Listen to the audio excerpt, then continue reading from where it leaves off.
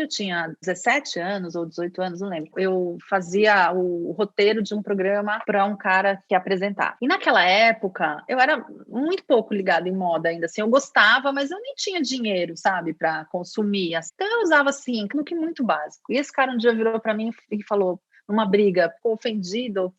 E você, além de tudo, se veste muito mal. Eu olhei para mim e falei assim, comecei a olhar, falei assim, será que ele tem razão? Aí eu comecei a prestar atenção. Essa coisa muito grosseira que ele fez, no fundo, me cutucou e foi a faísca ali, a fagulha, para toda uma reflexão sobre isso e até para me obrigar ali a me achar, né?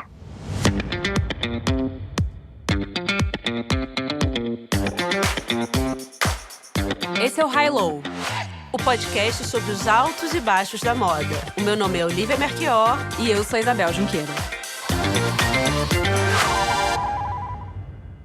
Oi, Oli! Oi, Bel! Finalmente chegamos ao último episódio da 6ª temporada do High Low, que teve como fio condutor a mudança de paradigmas pela qual o mundo em geral está passando e, por consequência, o mundo da moda também. A gente tratou de diversos temas e conversamos com pessoas que, de uma maneira ou de outra, criaram um divisor de águas e redefiniram padrões na moda e na cultura em diferentes frentes. E a gente está muito feliz de poder conversar nesse último episódio com a Paula Magé, CEO da Globo Condé Nast desde o final do ano passado e que veio aí abrir uma nova década e repensar a estratégia e o conteúdo das 4 revistas do grupo, Vogue, Casa Vogue, JQ e Glamour. Ninguém melhor para falar sobre as transformações nas revistas de moda do que a Paula, que tem muito chão no mercado editorial. A Paula é formada em jornalismo pela PUC de São Paulo e ela começa a carreira escrevendo e falando sobre viagem, primeiro no programa na Rádio Dourado, depois como editora do Caderno de Viagem no Estadão. Entre 2000 e 2011, ela foi diretora de redação e diretora editorial na Editora Globo, onde ela foi responsável pela transformação digital de revistas de diferentes perfis, né? Então, desde Marie Claire,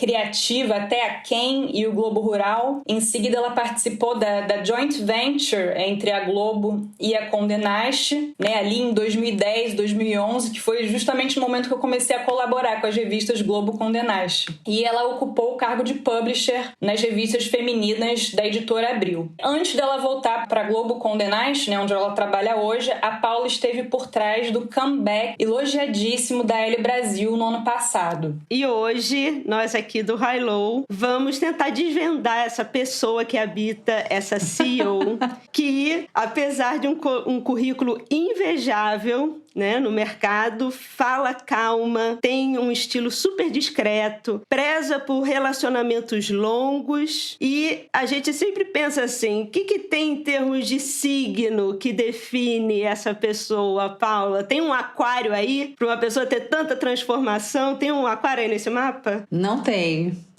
Bom, em primeiro lugar, tô super feliz de estar aqui e, nossa, para falar de quebra de paradigma, né? Enfim, transformação. É a nossa vida inteira, né? E esse momento que a gente vive. Então, super oportuno. Obrigada. Mas não tem aquário não, viu? Quer adivinhar? Quer tentar? Eu diria virgem com aquário, mas é porque, como é o meu, eu fico achando que todas as pessoas são virgem com aquário. Não, é virgem. Tem uma coisa aí. Não, é virgem com touro e leão. Olha, sabia que tinha um virgem.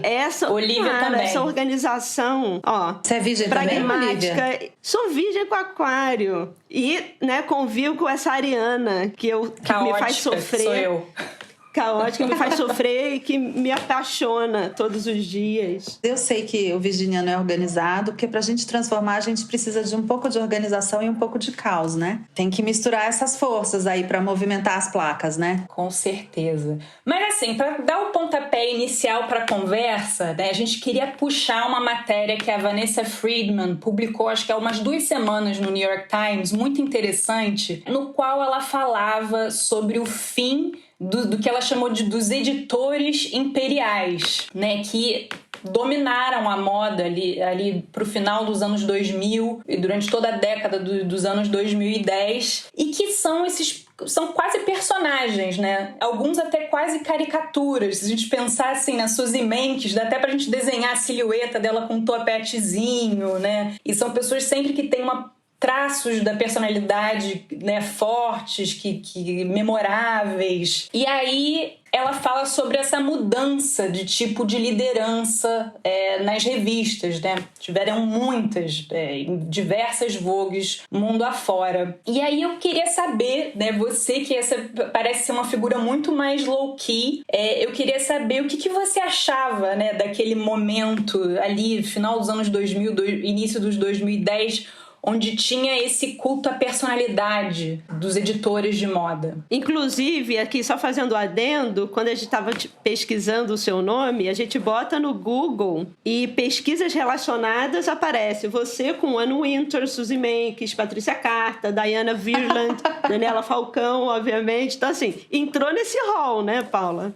Talvez no hall pelo cargo, né? Mas eu acho que são realmente estilos muito diferentes. E eu acho que, assim, esse culto às personalidades, ele existe hoje de uma outra maneira, né? Eu acho que o que muda é o jeito de liderar e eu acho que o jeito de comunicar. E eu acho que essa mudança que a Vanessa descreve nessa matéria do New York Times, ela é resultado aí de uma transformação maior na comunicação que a gente vem vivendo já há algumas décadas, né? Como que estava estruturado o mundo do jornalismo e da comunicação antes, né? Era super hierarquizado, né? O jornalista intermediava absolutamente todas as relações com a audiência de uma forma hierarquizada, né?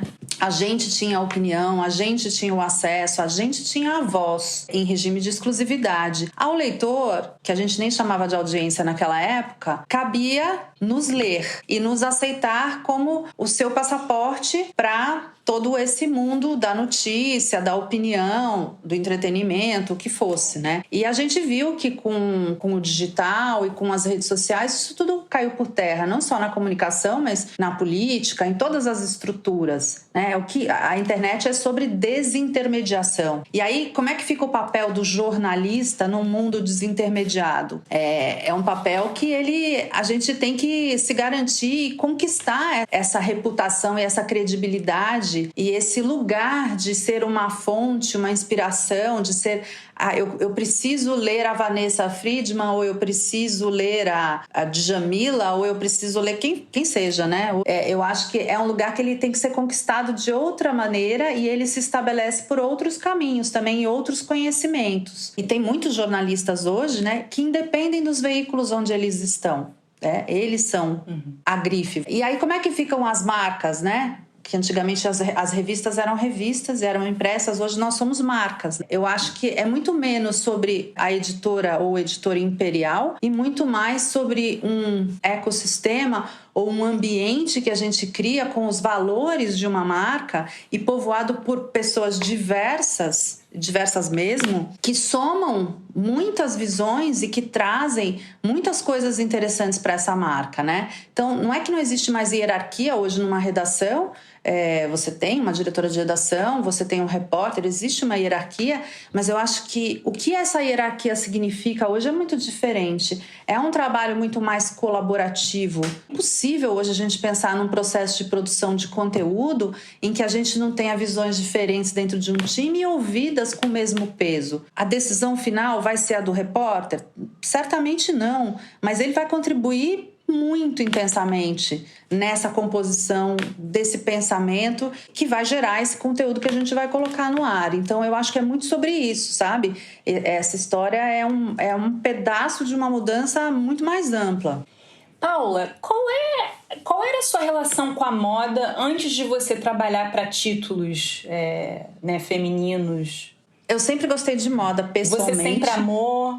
Sempre amei. Não como uma pessoa totalmente enlouquecida por moda, mas sempre muito atenta à moda. E a minha formação e o meu início de carreira foi no Hard News, né? Eu fui trabalhar no Estadão, enfim, toda uma outra história. E quando eu fui para a editora Globo, eu também não fui para fazer moda, né? Mas desde o começo, desde quando eu estava no Estadão, eu contribuía com a Marie Claire, não na moda, no Hard News. Eu fazia ali matérias de comportamento, né? Entrevistas e tal. desde o número 0 da Marie Claire, inclusive, né? Participei bastante, é uma marca que tem muito a ver com a minha história. Claro que a Marie Claire foi ali o meu contato sempre mais estreito com o jornalismo de moda. Embora não fosse o pedaço que eu fizesse ali na revista, eu acompanhava muito, né? E a Beat, a Verbach, que era editora de moda da Marie Claire, e eu gostava muito lá no começo da Marie Claire, como essa moda era colocada e tal. Então, assim, eu acompanhava bastante. E depois isso foi ficando cada vez mais presente na minha vida, né? Porque aí quando eu fui dirigir a Criativa, que depois virou a Glamour, né? Nessa transição que a gente fez, aí eu tinha que pensar como é que ia ser aquela moda, e aí fui ficando cada vez mais envolvida com isso. E aí, claro, na Abril, mesmo na Globo, né, quando assumi ali a direção editorial e tinha a Marie Claire, né, olha como a vida dá volta, né, tinha sido repórter lá no começo da Marie Claire, depois virei diretora editorial, foi uma felicidade muito grande. Aí fui ficando cada vez mais envolvida com isso, né. Talvez os nossos ouvintes, e até eu mesma, como eu nunca trabalhei em redação, apesar de ser formada em jornalismo com a Bel, né, mas nunca atuei. Eu ainda fico na dúvida qual é a diferença entre diretora de redação, diretora editorial, publisher e CEO, que são todos os cargos que você já frequentou, que você já ocupou, né? E ainda tem diretora de conteúdo, né? Na verdade, não é diretora de conteúdo hoje em dia? Hoje em dia tem de um tudo, né? A diretora de redação virou diretora de conteúdo em algumas marcas, né? Mas seria mais ou menos diretora de redação virou conteúdo. Mas eu queria que você explicasse brevemente, né, para quem está ouvindo, qual é a diferença em cada uma dessas responsabilidades, desses cargos, e fazendo uma brincadeira com a forma de se vestir. Porque eu imagino, assim, que chega num momento CEO, existe um look CEO, não existe, Paula? Tem um look CEO? Eu vou muito no meu próprio look o tempo todo. Não mudou muito o meu jeito de me vestir desde que eu virei diretora de redação, diretora editorial. Eu acho que os compromissos são mais ou menos o mesmo. Talvez depois você tenha um pouco mais de burocracia na sua vida. Mas não sou muito essa pessoa do terninho, sabe? Então, acho que também no nosso mundo ali de ser CEO de uma empresa ligada à moda, à comunicação, a gente tem uma liberdade muito grande. É diferente de você ser, talvez, CEO de uma empresa mais careta. Embora eu acredite muito que a gente sempre tem espaço para botar ali a própria marca e se expressar, né? A moda é sobre isso, né? Tem um tanto que você usa para você se fazer ver como você quer, né? E talvez te ajudar a se ajustar ou, enfim, a ser percebida de uma certa maneira no ambiente, mas também você pode subverter isso e, quando você está mais segura, e trazer mais de você, né? Talvez o ambiente ser menos dominante do que a sua personalidade, né? Você faz um match mais equilibrado. Mas você viu, por exemplo, uma transição no seu estilo de jornalista para executiva? Eu vi porque assim, teve um momento na minha carreira que às vezes, eu já fazia matéria de polícia, então eu ia na periferia ver a mulher que foi assassinada e cujo corpo foi colocado em 5 sacos de lixo. Então, assim, a gente não vai de salto nesse lugar, né? Eu já não uso salto mesmo, mas enfim, só para fazer uma imagem aqui. Então eu sempre fui muito adepta e é meu estilo mesmo, de uma coisa mais prática. Eu gosto bastante de usar tênis, de usar sapato baixo. Então eu sempre construí um pouco os meus looks de uma maneira informal, que eu pudesse ir para qualquer lugar, entendeu? Talvez eu estivesse overdressed para ir na delegacia, mas eu não estaria underdressed para ir em algum outro tipo de ambiente. Acho que eu sempre procurei um look que transitasse bem, assim, dia e noite, porque eu saía para trabalhar de manhã e invariavelmente emendava e tinha algum evento, então eu tinha que estar, assim, ok, né, o tempo todo e também transitando em diferentes tipos de ambientes. Então, o meu estilo vai muito por aí, sabe? Mas, de fato, quando eu tinha uma vida mais hard de repórter, eu acho que era uma roupa mais utilitária, zona real, assim, né? E hoje eu acho que, enfim, tem espaço para um pouquinho mais de frufru. Por exemplo, você estava numa entrevista com uma estilista japonesa, esqueci qual é o nome dela, Shimizato, não, qual é o nome daquela estilista japonesa? Chitose Abe, não é? Eu não, que você estava gente. com vestido na Ken. E você na festa da Ken. Nossa, menina, vocês desenterraram. A gente desenterra tudo. A gente vê tudo. E aí... Eu tava com vestido de uma japonesa mesmo, mas não era Chitose Abe, não. Era uma outra, que agora não tô lembrando o nome dela, que era bem diferentão. Lindíssimo aquele vestido. Lembrei Era dele. lindíssimo aquele vestido. Mas então, assim, na verdade, essa linha mais japonesa você curte? Eu curto, amo a Chitose Abe, adoro a Sakai, eu curto bastante Yamamoto, enfim. Eu tenho um côté minimalista, assim, sabe? Forte. Nossa, mas esse vestido não era minimalista. Esse vestido era uma coisa super fantasiosa, assim, parecia uma fábula o vestido. Ele era todo trabalhado. Daqui a pouco eu vou lembrar o nome dela. Foi isso que me chamou a atenção, porque quando a gente até perguntou para você se mudou um pouco, tinha uma pergunta que era: muda a publisher da Elle nova, que tem uma vibe hoje em dia super moderna, né? Super diferentona, uma galera super desconstruída, mas muda da publisher da CEO para publisher da Elle, para CEO da Vogue, que já tá numa corporação maiorzona, né? Já é CEO, é tudo maior, já tem uma outra vibe. Porque quando você estava vestida lá na Ken, eu fiquei, mas será que na Ken, que falava mais sobre esse universo de celebridade, por mais que você fale, sempre tenha, né? Não é uma pessoa qualquer, não é porque é celebridade apenas. É uma pessoa que tem impacto no seu dia a dia, né? Que tem um pensamento coletivo, você sempre traz isso. Mas era mais floral e colorida na Ken? E depois... Não era não. Assim, assim, no dia a dia eu sou mais praticona, né? Mas assim, quando tem um evento, uma festa, aí eu curto essa montação, sabe? De ir para uma coisa diferente e tal. Aí no evento eu gosto de dar uma boa variada, assim. Mas eu não acho que muda, por exemplo... Mas não tinha nenhuma influência? Não, eu acho que inclusive a vida em revista de celebridade é muito dura. É muito dura, porque você trabalha, você não tem folga. Realmente, você tem que estar à disposição o tempo todo, porque é isso, está cobrindo o mundo da celebridade. E é semanal também, né? E é semanal, geralmente. É uma loucura. Então, assim, eu acho que ali eu tinha muito menos tempo até para me dedicar, talvez, no meu dia a dia pra moda, porque era muito, demandava muito, sabe? Então, assim, mas aí tem né, a festa da Ken, enfim, aquela coisa. Aí no evento você dá vazão, é uma oportunidade, né? Mas eu acho que... Assim, claro que eu acho que tem uma mudança de estilo ao longo da vida e ela independe do cargo. Isso sim, assim, acho que tem uma evolução do estilo. Você vai entendendo o que faz mais sentido pra você, como você fica mais confortável, o que você gosta mais. Isso vai mudando muito, né? Depois que tem filho, eu nunca mais consegui usar nada muito apertado depois que eu tive filho, entendeu? Essa coisa do conforto.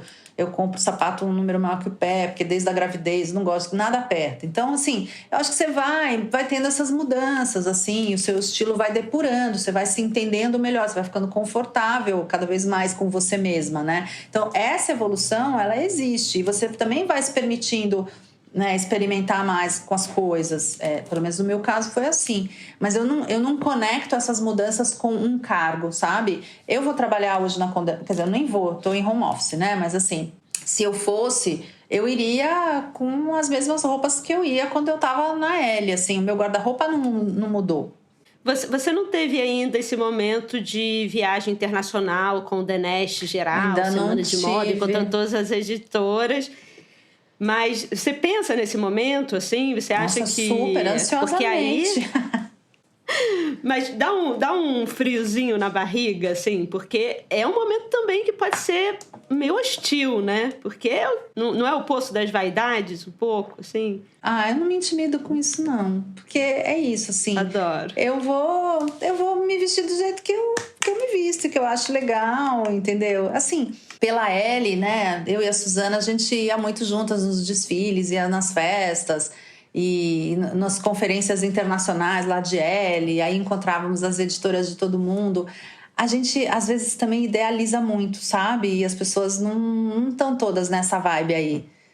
Né? Nem todo mundo é Anna Wintour, sabe assim? Tem gente de todo jeito, tem as que são, né, mais montadas e que você admira, ela tá com a última roupa da passarela que só ela tem, que não sei o quê. Assim, tem um monte de gente linda, bem vestida, cada uma à sua maneira ali, e tá tudo certo, entendeu? Você nunca sentiu pressão de virar, assim, um personagem desses? Não. Mas eu vou falar dos cargos, né, que você pediu. Dos cargos, nem você então nem assim, Isabel, aí, que as duas se conhecem. Vou resumir. diretora de redação ou diretora de conteúdo. Você cuida de uma marca. Então, você é diretora da Vogue. Então, você tem que pensar, no conjunto da Vogue. Então, você vai coordenar todos os editores e você vai cuidar daquele produto, daquele título todo. E a sua preocupação ela é muito editorial com as pessoas, com a equipe, e você tem pouco envolvimento com a área comercial. Não é zero envolvimento, porque sempre você tem que fazer uma ponte, né? O que podemos, o que não podemos, enfim. O diretor editorial, geralmente, ele cuida de um grupo de revistas e não de uma revista só.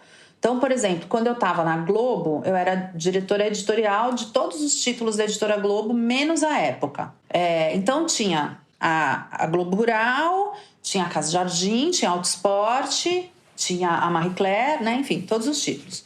Você tem embaixo de você as equipes de cada uma dessas publicações com seus diretores de redação, e aí você tem que ter um olhar de portfólio, né? Você tem que pensar um olhar para cada uma, mas também um olhar para o conjunto.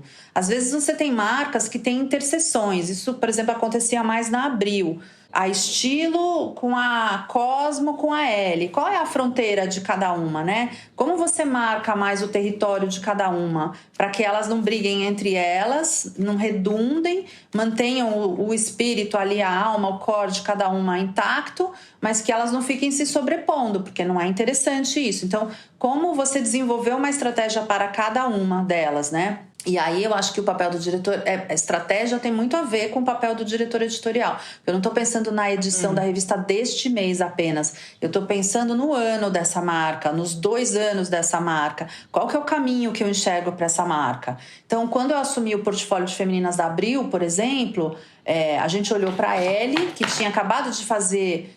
1 ano antes, 2 anos antes, um movimento, né, para se reposicionar como uma marca de luxo, e era um movimento que tinha sido bastante bem sucedido, mas ela estava ali numa briga com a Vogue, que também estava num momento muito bom, as duas ali nesse segmento do luxo, e aí ficavam sempre as duas brigando pela top model do momento, brigando pelas mesmas coisas.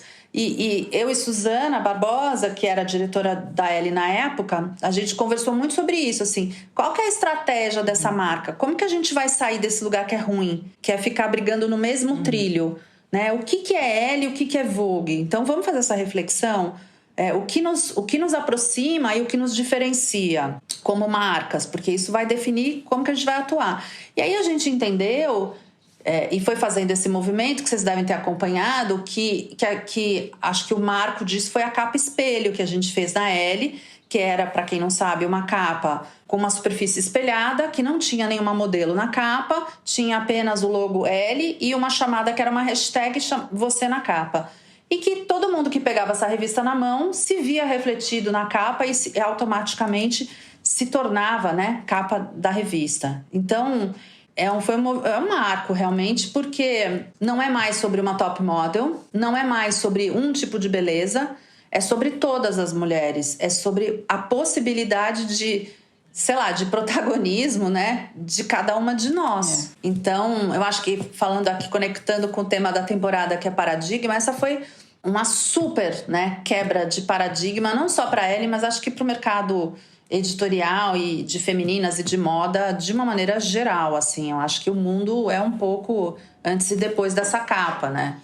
E isso fez parte dessa estratégia que a gente traçou ali de olhar, falar, a gente quer ficar brigando pela mesma top model? Essa top model representa o que a gente acha que ele deve ser nesse mundo da moda?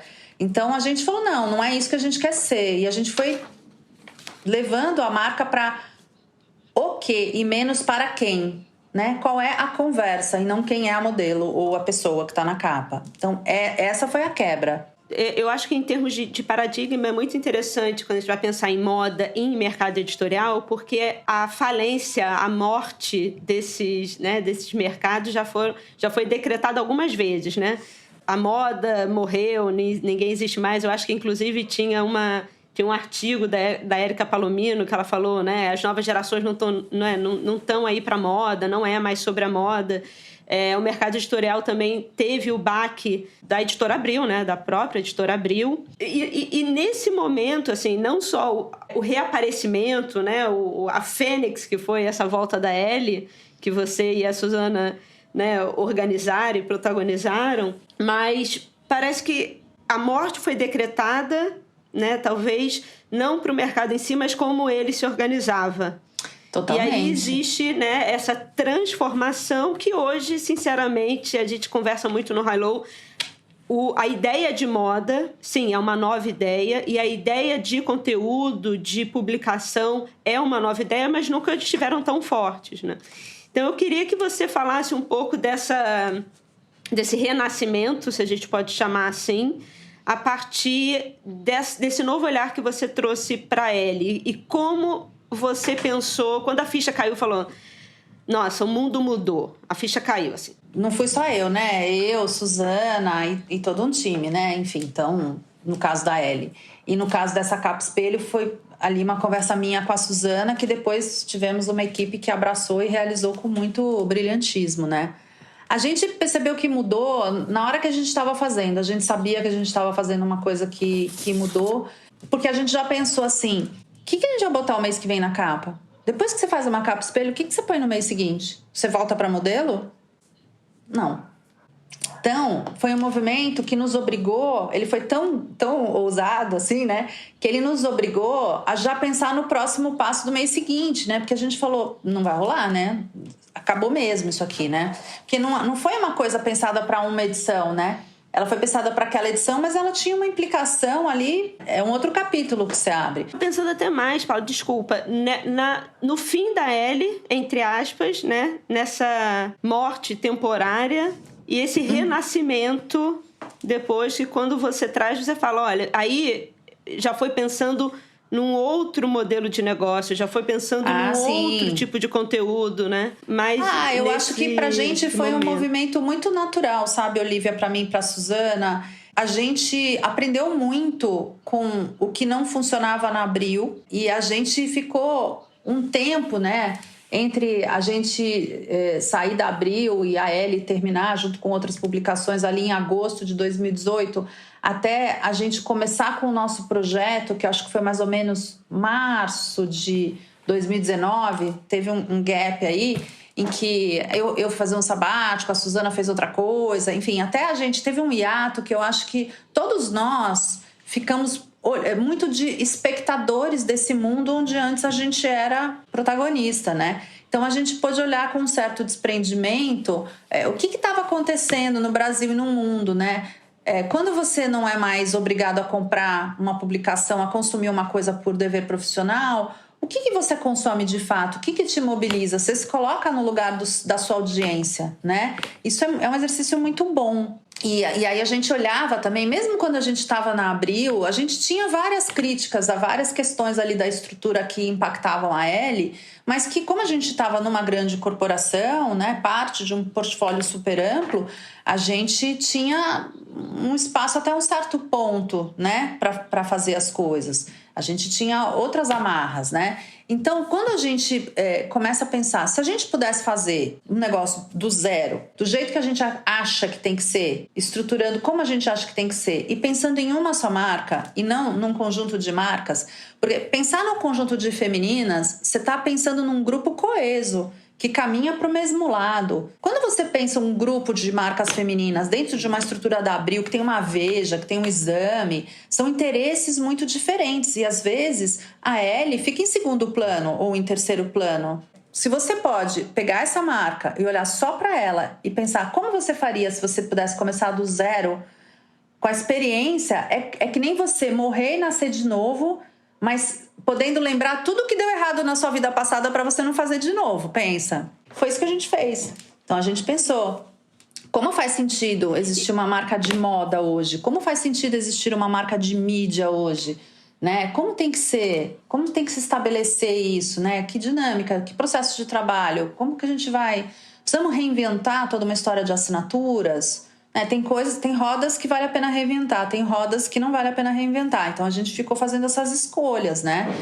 E aí a gente teve muita sorte de encontrar sócios investidores que nos deram total liberdade, que, enfim, compraram essa ideia dessa maneira, acreditaram nessa visão. E também tivemos muita sorte porque os franceses da Lagardère, que são os detentores da marca Elle, né, aqui no Brasil, eles também toparam fazer a Elle de um jeito único.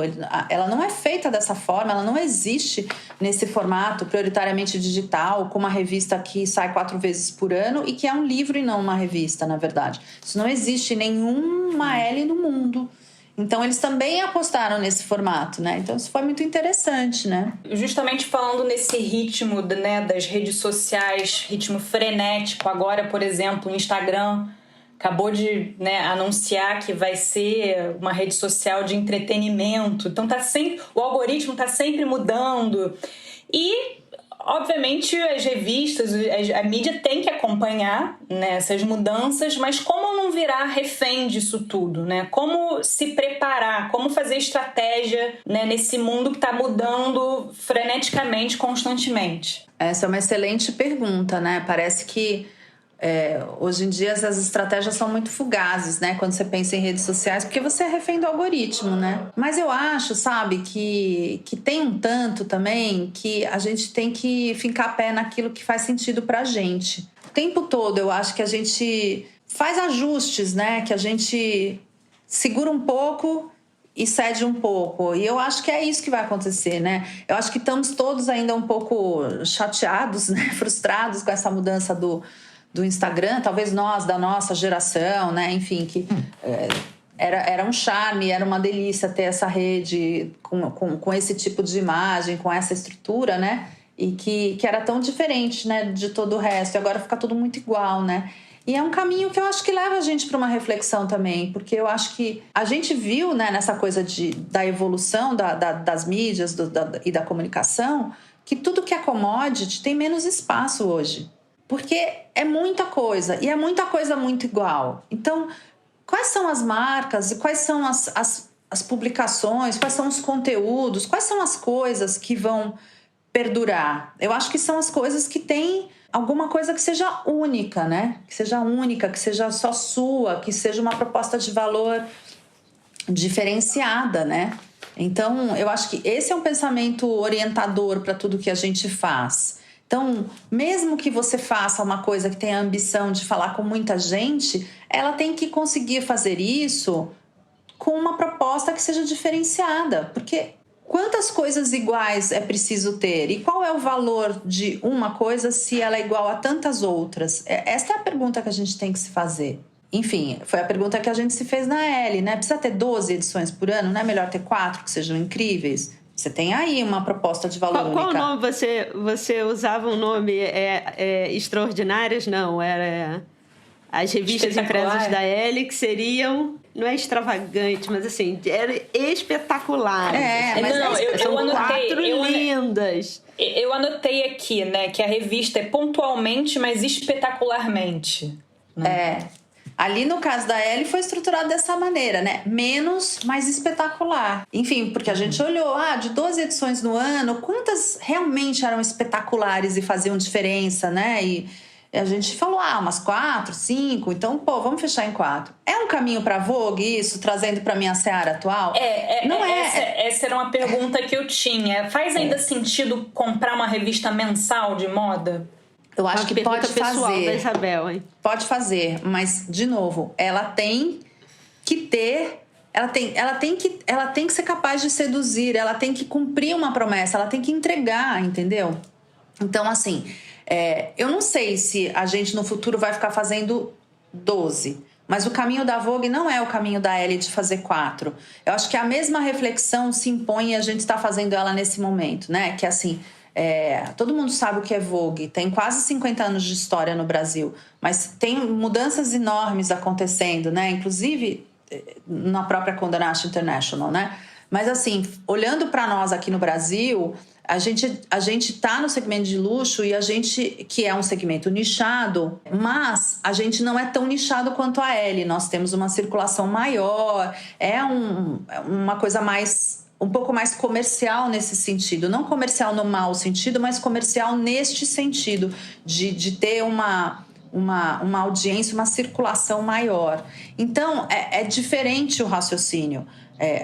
Quer dizer, onde a gente vai chegar com esse raciocínio diferente? A gente tem que pensar como faz sentido existir hoje, né? O que Vogue deve ser hoje? A gente está super fazendo essa reflexão, mas certamente chegaremos numa solução, numa proposta que vai ser diferente da Elle, porque são mundos diferentes, né? Mas eu acho que isso é a vida de qualquer publicação hoje. A gente não é só o algoritmo muda, mas a gente, independentemente do algoritmo, fora da rede social, a gente também está num mundo com essas transformações aceleradas e que o tempo todo a gente fica se questionando e se requestionando sobre esses caminhos e que tem que ter agilidade para ajustá-los o tempo todo, né?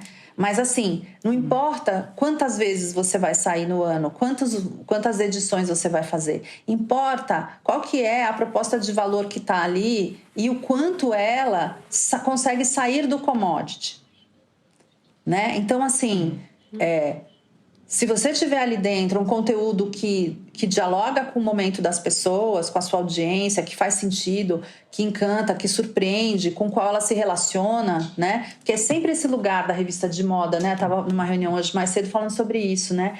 É sempre esse lugar de ser um alimento, né? Produzir imagens maravilhosas, né? Que te levem para o sonho, que te levem para um lugar que é um lugar diferente, desejo, é uma provocação, né? É um desejo, mas tem que ter um mínimo de conexão com a realidade, senão fica alienado. Então tem uma diferença entre inspirar, ousar, sonhar, te tirar do seu cotidiano. É um pouco como a arte, né?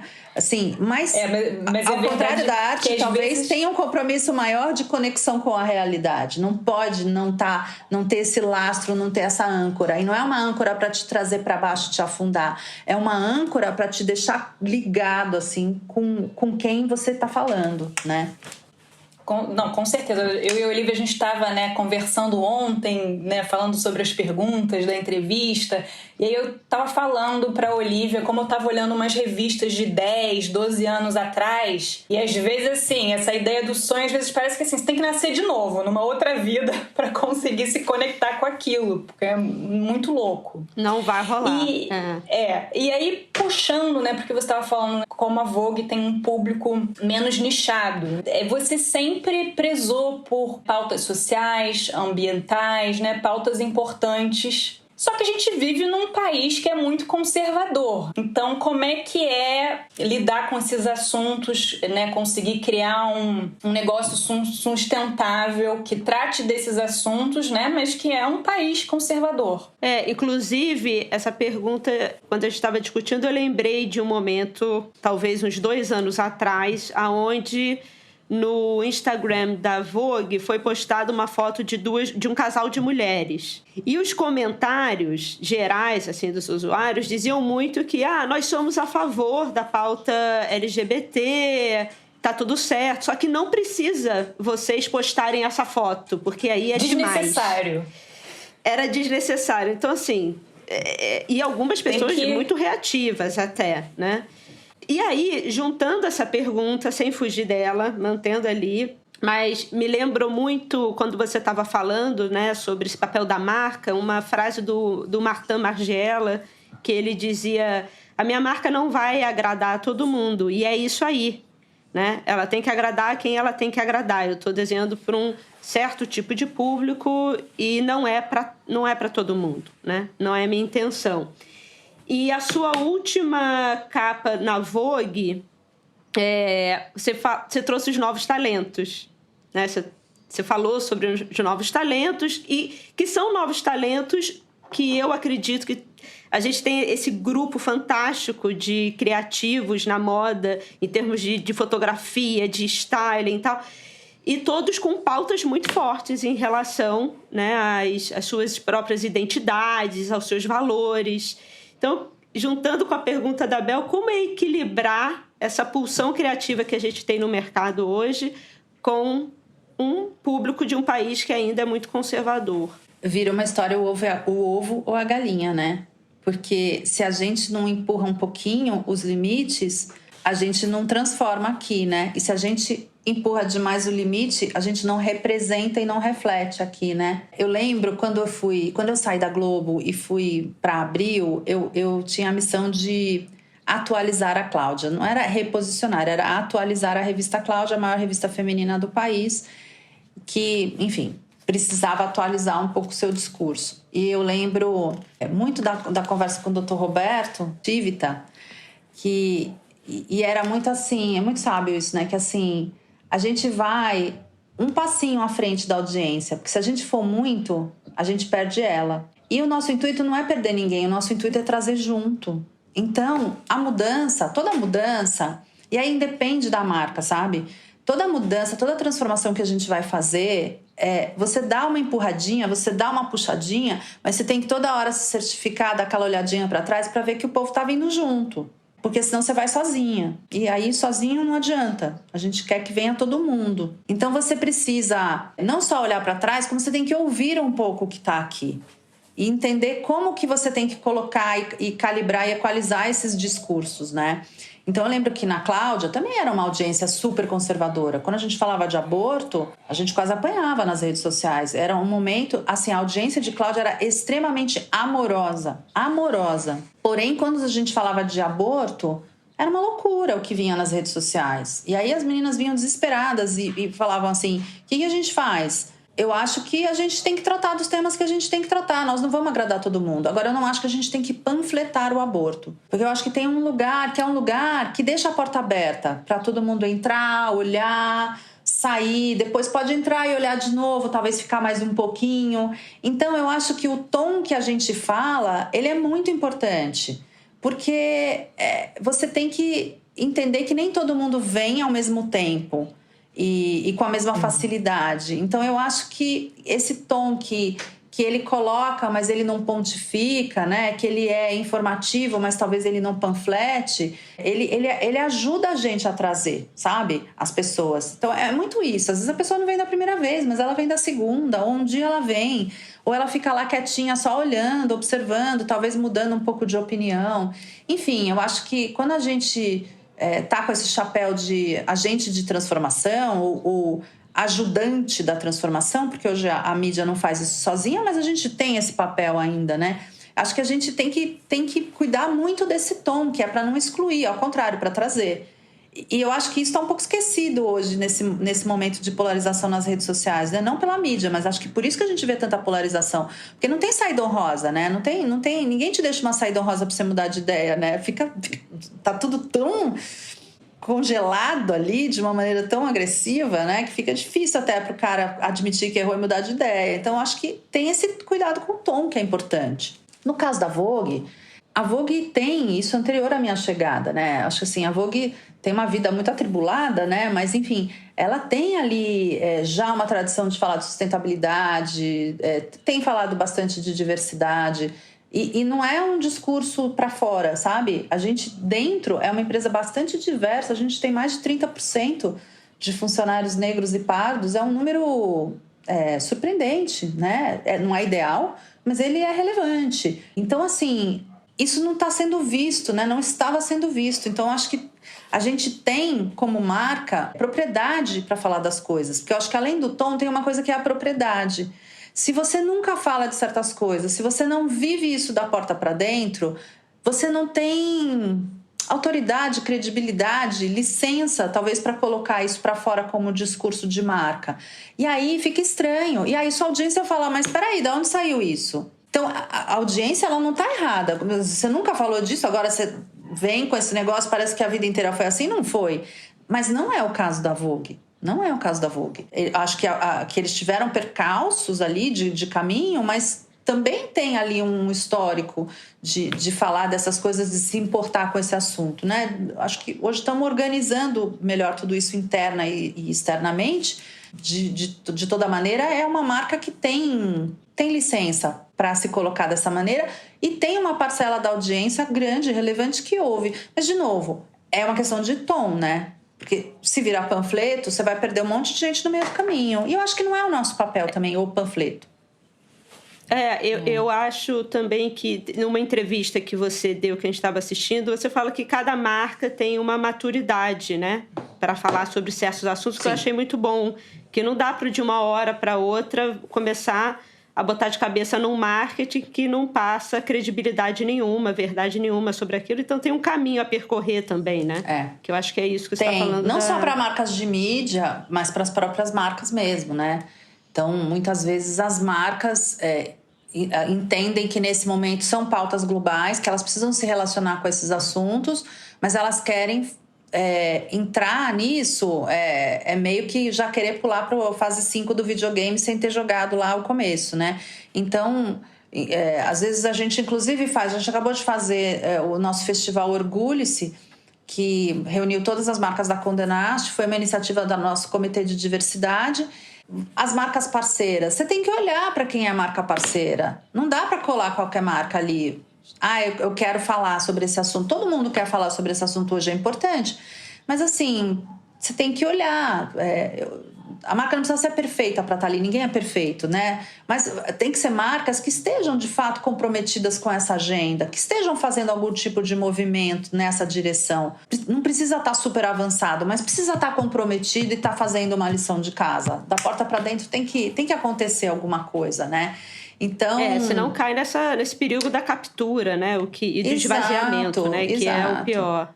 Né? Eu acho que hoje a gente tem que olhar muito para isso, né? Assim, com quem que você se associa e é isso. Às vezes né, as marcas nos pedem coisas nas relações comerciais e às vezes a gente tem que dizer dessa maneira não dá, temos que fazer de um outro jeito, ou você tem que fazer uma outra coisa antes, ou talvez a gente tenha que ir por outro caminho. Porque as marcas têm níveis, realmente, né? São estágios diferentes de maturidade para tudo. Tem que olhar para isso. Tem uma entrevista que você fala sobre o papel da Vogue Brasil, né, nessa constelação de Vogues mundiais, que inclusive a Vogue Brasil é uma das que menos compra, né, matérias de fora e republica, que tem uma produção muito, muito própria, autoral, e que você tem trabalhado para que essas matérias, inclusive, sejam republicadas fora, né? E você também comenta que existe um incentivo da Condé Nast em ter esse borogodó brasileiro, essa coisa não caricata sempre, mas com uma autoria cultural, né, própria. E o que seria essa... O que é esperado? O que é esse tempero? Foi a palavra que você usou. Esse tempero brasileiro dentro dessa constelação de vogues no mundo.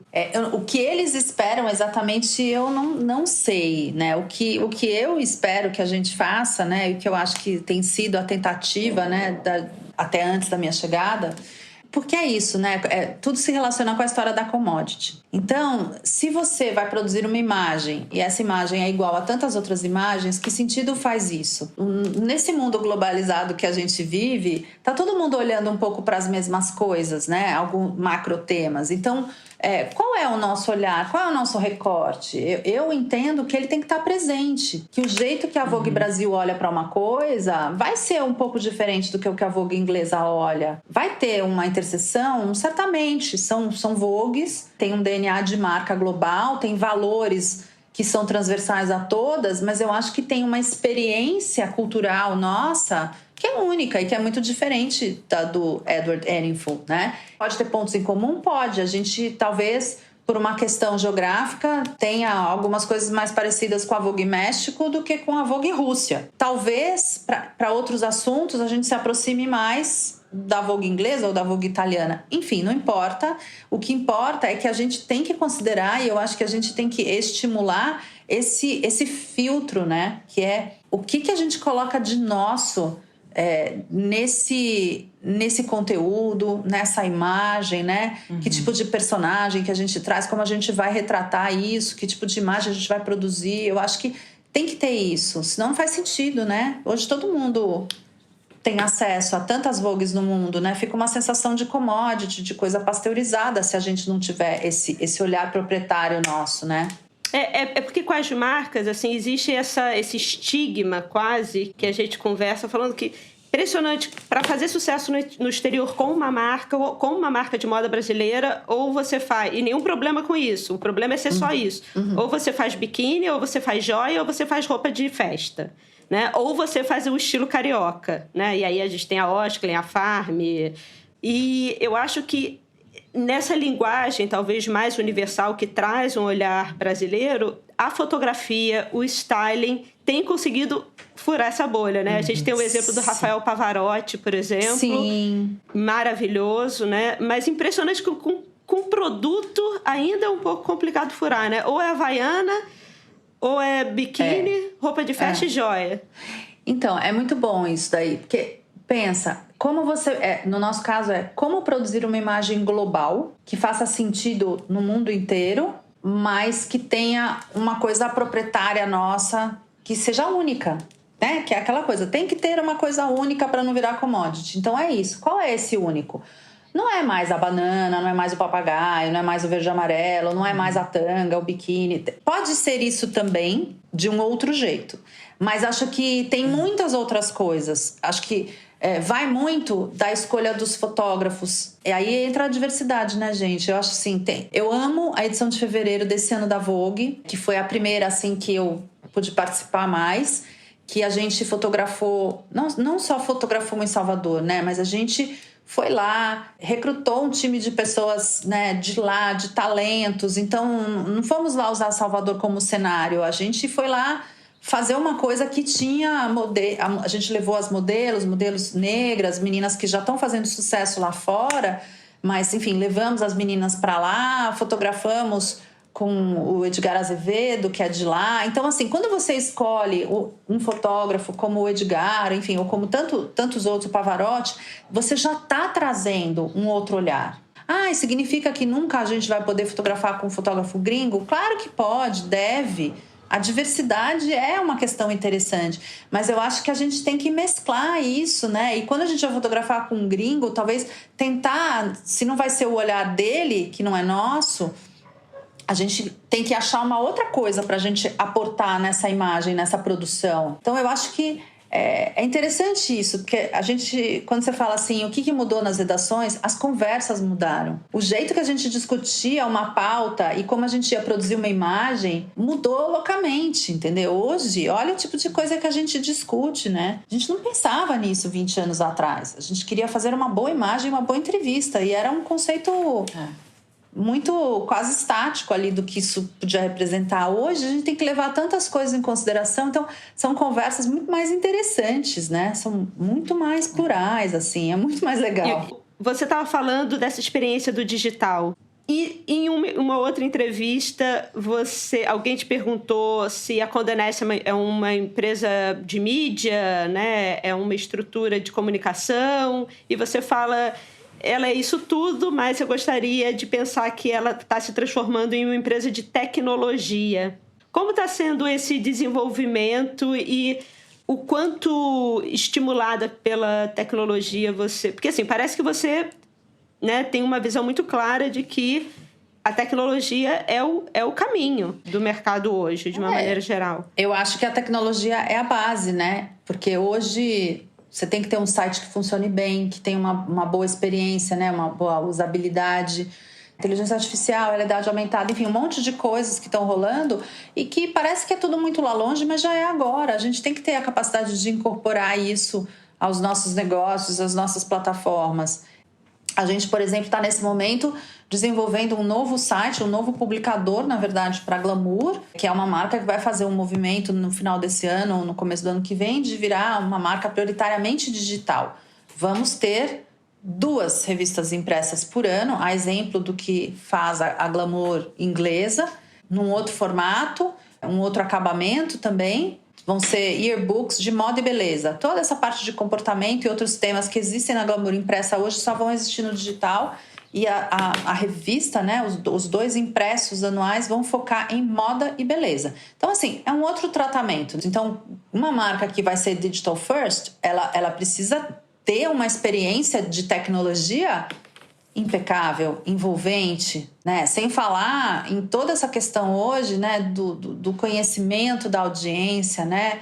Quanto mais você conhece a sua audiência, mais também você consegue oferecer para ela conteúdos que façam sentido para ela. Quando você fala sobre produto, sobre marca, né? Você fala, não é uma revista, é um produto, né? E você trata o título, né, como marca. Lembra muito até, na verdade, qualquer negócio relacionado à criatividade. Eu acho que tem uma maneira de você olhar esse negócio que é muito interessante, que é uma percepção muito interessante sobre o que é relevante, o que é criativo, o que é bom em termos de estéticos, mas também você equilibra com esse lado da sustentabilidade financeira, esse pé no chão, né? Não dá para ser só criativo e não ter sustentabilidade. Eu acho que isso que você traz pensando nas publicações, na verdade, é para qualquer um, né, que esteja trabalhando com um mercado criativo. E aí, conectando com o começo, um dos pontos da conversa que a gente não conseguiu concluir, que é assim, qual que é a diferença entre a diretora de redação, a publisher e a CEO? Eu falei da diretora de redação, da diretora editorial, né? A publisher já tem um olhar também mais comercial e a CEO, então, tem todas as responsabilidades além do comercial, enfim, fiscal, tributária, etc, todos os aspectos do negócio. Mas, nesse ponto, é onde entra a CEO. A gente quer ser criativo, a gente quer, mas a gente tem que ser sustentável como marca. A gente tem que fazer tudo isso ser incrível e ser viável, porque senão a marca morre. E eu aprendi isso a duras penas, lá atrás, quando eu entrei na Editora Globo, eu entrei para fazer, no ano 2000, eu entrei para fazer um projeto de uma revista que se chamava Única. Era uma revista sensacional. Era um projeto avançadíssimo para aquela época. Era uma revista super inteligente, super irreverente. Era tão à frente do seu tempo que ela não deu certo. Ela não se viabilizou. E isso, para mim, foi uma dor tão grande, porque era um projeto que eu gostava, me identificava. Para mim e para a equipe inteira, foi um trauma, né? Ver aquilo acabar sem nem ter nascido direito, né? Mas porque ficou aquela coisa meio fora do seu tempo, né? Com dificuldade de ser viabilizada. Então, aquilo me marcou, que assim, a gente quer fazer coisa legal, a gente quer inovar, mas precisa sobreviver, precisa ser sustentável. Então, a gente tem que ter esse olhar, porque senão vira um delírio que conversa com pouca gente, que a gente acha incrível, mas quem banca? Se nem o leitor compra, se nem uma marca quer colar lá e botar sua grana, quem sustenta? Acaba. E é muito triste. Principalmente moda, né? Moda não pode estar nem muito à frente, nem muito atrás, tem que estar no seu tempo ali certinho, né? No tempo certo. Tudo, né? Tudo.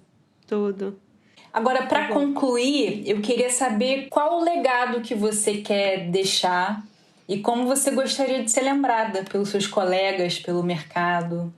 Ai, gente. Eu sou feliz com o legado que eu tenho até agora, para ser bem honesta, sabe? Eu acho que não eu sozinha, mas eu com os times que eu tive a sorte de trabalhar e a habilidade de construir, de juntar pessoas, eu participei de um momento de quebra de paradigma profundo, que foi o tipo de discurso que a gente tem nas revistas femininas, que sempre foi um lugar de uma relação ambígua da mulher, né, com a revista feminina. Eu gosto, eu consumo, mas eu tenho raiva dela porque ela me oprime, me faz sentir inadequada, me esfrega na cara um padrão que eu nunca vou atingir. Esse era o mundo das revistas femininas quando eu cheguei. De novo, não fiz isso sozinha, mas eu acho que eu dei um bom empurrão, até porque eu passei por todas, né? Então pude, assim, espalhar essa semente bastante, da gente pensar como a gente quer se relacionar com as mulheres hoje. Vamos atualizar esse discurso? Que tipo de imagem a gente vai produzir? Na capa, antes, a gente costumava escrever: as peças têm que ter, must have. Falava, por que toda chamada de capa é imperativa? Por que a gente tem que ficar mandando na nossa audiência? Por que a gente tem que ficar mandando as mulheres fazerem alguma coisa? E a gente começou a fazer essa reflexão ali na Abril, né? Sobretudo naquele momento, depois que eu saí da Cláudia e assumi o portfólio todo. E aí a gente começou a se policiar, porque aí na capa não podia ter mais essas coisas. Mas se não pode ter na capa, não pode ter dentro. É um processo, tá, gente? E muitas vezes a gente escorregou e reincidiu e falou coisas que não podia falar, mas a gente depois se arrependia, falava, como que a gente deixou passar isso aqui? Nós estamos num outro momento. E isso foi um exercício lindo de ver todas as equipes fazendo. Num ponto que a Abril editava uma revista chamada Nova, Cosmopolitan, que tinha aquelas mulheres fantasiadas ali, né, de objeto sexual. E a gente... Chegou uma hora que a gente falou, não vamos fazer mais isso, não vou publicar mais mulher assim, desse jeito. Então, assim, eu acho que tudo isso é um trajeto, sabe? E que aí depois começou a incorporar essas questões de diversidade, né? Eu lembro que começamos a colocar muitas mulheres negras na capa seguidamente, fomos questionadas, né? Como assim minorias? Mais de 50% da população brasileira é negra, né, gente? Então, defina minorias. Então, assim, foram trajetos. Então, acho que isso é um bom legado, né? Tem muita coisa pela frente, não tá ideal, mas eu acho que a gente andou pra caramba.